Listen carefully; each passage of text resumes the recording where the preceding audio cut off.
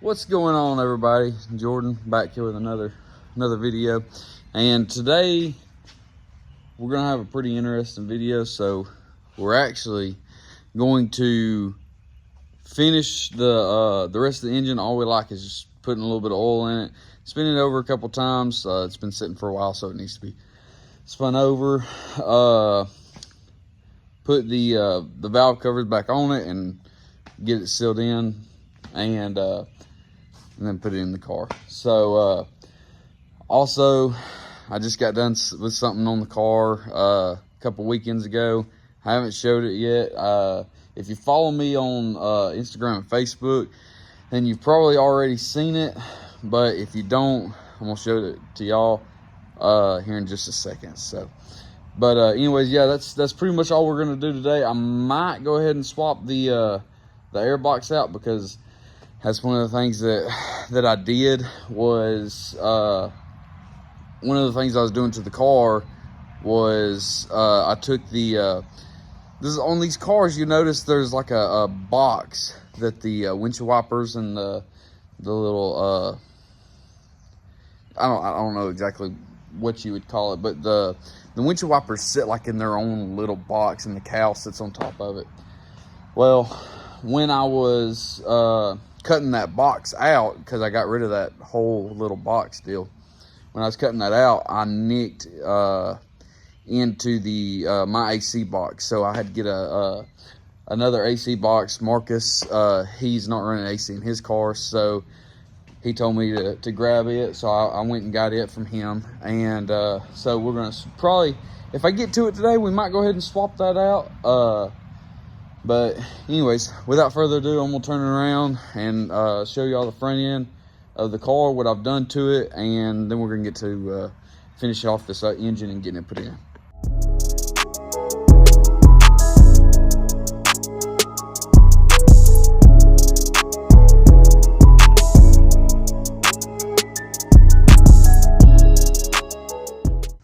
All right, as you can see from that quick little edit there, we did a tubular front end on this thing, and like I was showing y'all, I did get rid of this little, I don't know exactly what you call it, it's just a little box, windshield wiper set up in there, and this little entrance for your AC box goes into there. But my heater core lines here is actually what I nicked into. I was using the air hammer, because that box is spot welded on in little spots here, and then it's glued on too. Well, as I was using the air hammer, I got a little carried away, and I nicked into this top heater core line there. So anyways, I tried to cover up everything the best that I could. Obviously, you know, I got a little bit of overspray down there. Not that big of a deal. We're getting all new struts and stuff anyway, so decided to go ahead and just paint it purple. The rest of the car is purple. There was no sense in mixing up another thing of the black that I had originally used for it. So I had some purple paint left over, and so I just threw it on there. But anyways, this is where we're at with the engine. So I went ahead, me and Marcus got the engine timed. I don't know if y'all seen that. I think I posted that on TikTok. Maybe, don't quote me on that. I've been so bad here lately about getting updates and stuff to y'all. But anyway, so engine has been timed. I now have the front cover on. If you remember, originally it was an orange front cover. I just kind of cleaned it up a little bit, painted it black. I didn't want to. I just wanted it to be a raw engine, but after trying to use paint thinner and stuff to get that old engine block paint off of it, it just wasn't going out very well. So anyways, yeah, so we're gonna put a little bit of oil on these cams. You can see they're not really wet right now, so we're gonna put a little bit of oil on the cams right fast. Go ahead and put these bad boys on here. We got some GT500 valve covers here. So go ahead and slap those on, and then top it off the rest of the way with some oil, get my engine mounts tightened up on here, and then we're going to throw it in the engine bay, because there's a lot of stuff that I've got to do. For instance, I've got my intercooler, these little pieces of angle iron right here, that's for my intercooler. And obviously you see where I've got my radiator supports, mounts and stuff like that, and they're just welded in. So I really need to put the engine in here where it's going to be sitting at, and then I can look at everything and look at my clearances I have on everything and make sure that everything's going to be good. Because that's one of the things that with this tubular front end, everything is so much smaller now that you can actually move everything forward. So a normal turbo kit that you would buy from, you know, On3 or somebody is probably not going to fit with this kit, because you might not be able to put your intercooler in the exact same spot. Now, you could probably fab something up and put it in the exact same spot, but you'd have to have the entire turbo kit, the engine in the car, and be dealing with all that at the same time that you're trying to build this kit. So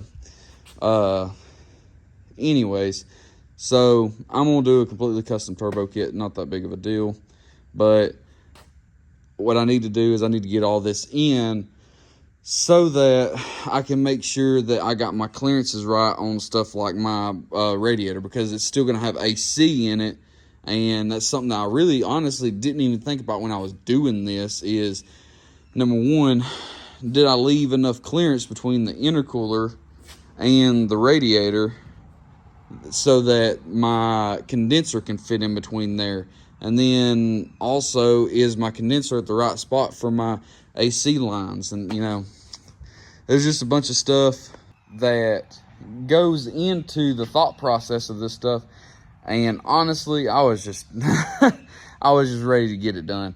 I had the boss at work, he was on me about having my car in the shop, and so I was ready to get it done and just get it out of the shop. But anyways, without further ado, I'm gonna start working on this engine. I'm gonna put y'all up on time lapse, and I'm gonna get to work.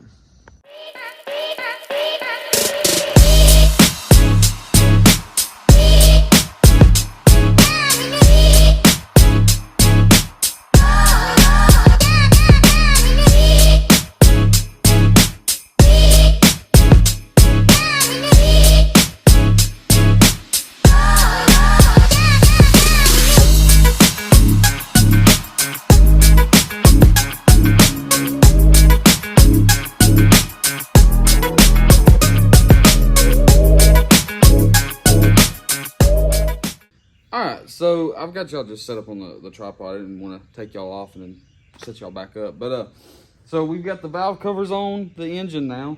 And like I said, you know, when me and Marcus was timing this engine, we noticed that, you know, because it's been sitting so long that it's starting to not really wanting to spin all that great. So I went ahead and put some oil on the cams, and went ahead and put a pretty good bit of oil down in the pan itself, and turn it over a couple times just to make sure that, you know, we're getting fluid or oil everywhere that we can, and make sure that it's, you know, completely covered. I'm gonna have to come out here every once in a while and just spin it over a couple times, make sure that it's, you know, that it's not trying to seize up on us or anything like that.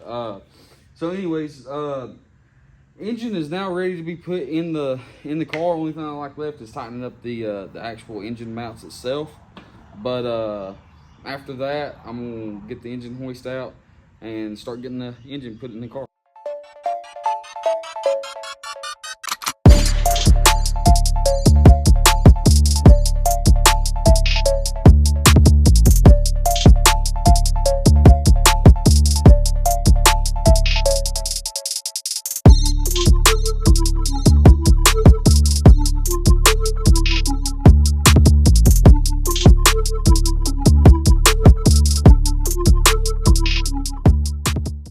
All right, so I've got the engine in now. I actually stopped recording because I ended up having to call my dad over here to get me to get him to help me put the engine in, because I couldn't keep it turned, line it up, and let the jack or the engine hoist down to do all this. But anyways, the engine is now in. I've actually got a few other things just kind of in there for the time being, just looking at it, mocking it up essentially.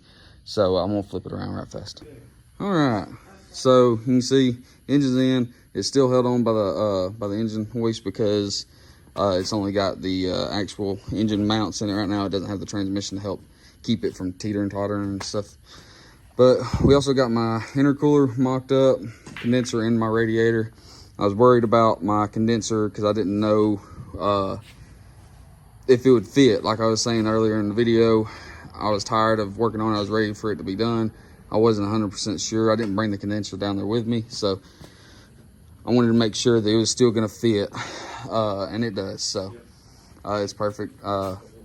Anyway, so now you can see how much more room I've got in between the motor and the radiator. Obviously there's got to be a fan that sits right here, so it's gonna eat up a little bit of the room, but yeah, we're getting close. Now I just need to find some nuts because the guy that I bought the engine from he had already started tearing this thing down, so he didn't give me the nuts for the engine mounts.